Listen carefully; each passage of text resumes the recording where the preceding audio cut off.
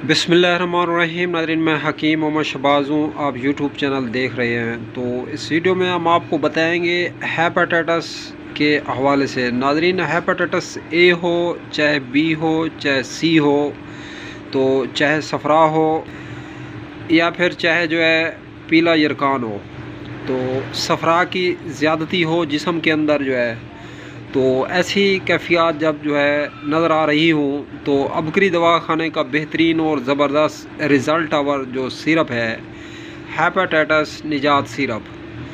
तो नाज़रीन, इसके साथ मैं एक छोटा सा टोटका आप लोगों को जो है खिदमत में अर्ज़ करूँगा। आप लोग ज़रिश्क ले लें 100 ग्राम और 100 ग्राम मगज़ कद्दू ले लें।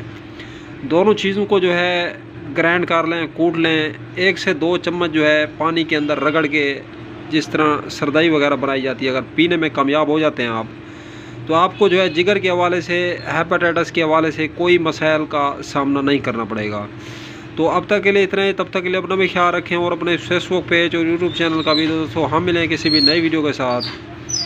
नाज़रीन, अगर आप लोग जो है ये सिरप हेपेटाइटिस निजात सिरप ख़रीद करना चाहते हैं, कॉन्टैक्ट नंबर 0309 990 2851